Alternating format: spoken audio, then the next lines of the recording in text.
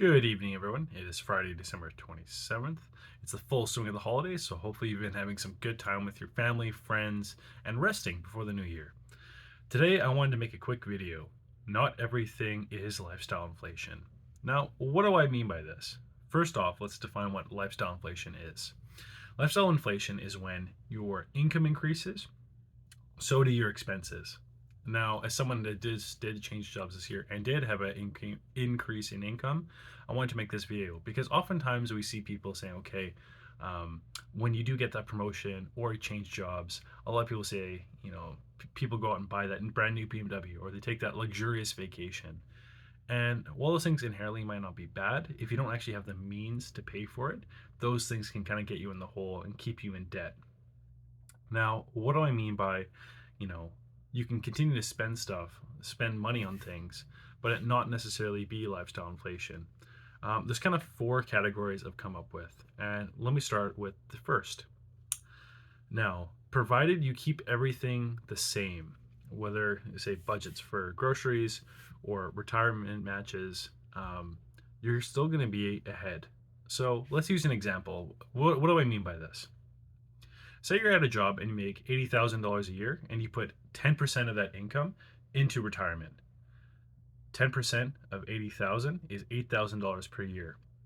Now, let's say you move jobs and you make 100,000, but you continue to put in 10% of that total salary into retirement. Obviously, now you're putting in $10,000 a year, which is a $2,000 increase over your old job or a 25% increase overall. And that is fantastic. Now, the same logic can be applied to debt payments. If you're saving for a mortgage or if you're just saving for your own emergency fund, that's totally fine. These are things that you can do and you can apply. So without even really changing anything in your own life, as long as you keep those same percentages and not necessarily the net amount of dollars put towards your goal, your financial goal, you're already gonna be in the green. And this kind of leads me to my second point is you're okay to buy those kind of small items here and there. You'll hear about Dave Ramsey or whatever. If you spend $10 a day at Starbucks over 30 years, if you put that money into an S&P 500 index fund, you would have $1 million. And that math does check out. But if you're following step one, you're already putting an extra, say, 25% or 20%, whatever it is, into your investing. So why beat yourself up over, that $10 a day Starbucks? I don't buy Starbucks myself. Occasionally with the girlfriend on a date or something, but I don't do the daily. I make it at home. But, if that's your indulgence, that's your vice, so be it.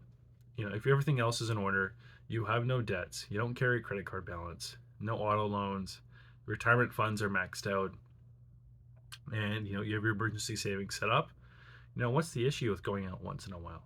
There is none. You got to enjoy life a bit, right? And that really puts me towards my third point. With getting that promotion or that job change, to an extent, you actually have earned it financially. Sometimes people say, I think maybe there's a sense of entitlement sometimes online where people say, oh, I deserve a good vacation and, I deserve a nice car.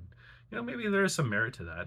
But when you do get those financial milestones through a promotion or a new job, the market is telling you, hey, this is what you're worth. And this is what we think you're worth. So you have earned the right to spend a bit more. So long as you kind of avoid those major pitfalls that we've already talked about and everything else is in order, you don't have to feel guilty. Now, I think this is more prevalent in people that come from maybe lower income households. This is something I've seen maybe where people feel guilty about spending money or they spend it and then a day later they say, oh my God, why did I buy that new shirt? Why did I take my girlfriend out and spend $100 on a date? Oh my God, I could have put that money towards savings. I could have put towards investing. Again, nothing wrong with putting an extra $100 towards savings or investing. It can only really help. But at the same time, you know what? Don't beat yourself up.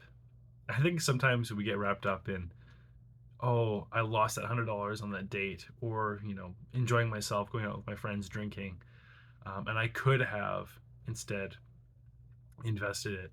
But really, if you're making that much money in the first place, what's to stop you from making 100 or more extra at that new job or that position?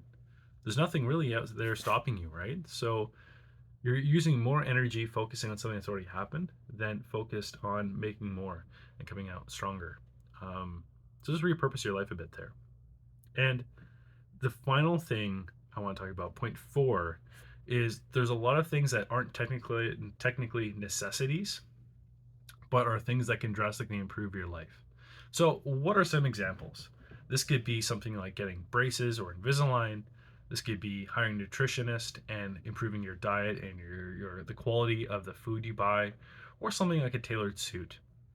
Now, are these things necessary to sustain yourself?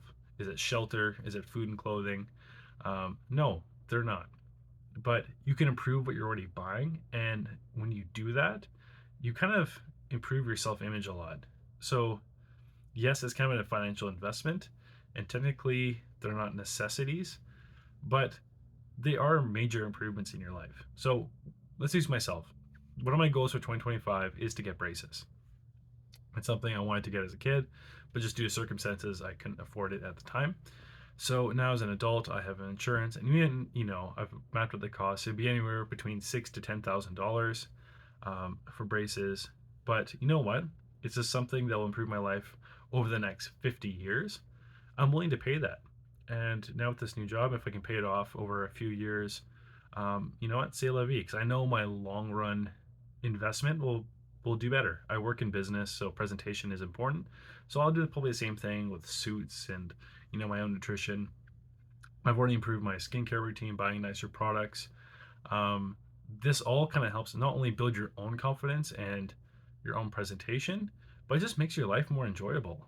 And yes, they're not necessities, but you know what? They do make your life better. And when they make your life better, you're going to feel more confident. You're going to carry that confidence going forward in your life as well. And that's going to also help you again make more money to replace the additional costs of buying those higher quality items and those extra extravagances. So that's pretty much it. Obviously, there's a lot of pitfalls with making more cash. You have to do watch out for lifestyle inflation. It is easy to creep up. I'm not perfect. I've done it myself. Um, but I've also kept a lot of things in order too. So if you do make a mistake, think about it, reflect on it. I like to journal and kind of write out my thoughts. Maybe that doesn't work for you.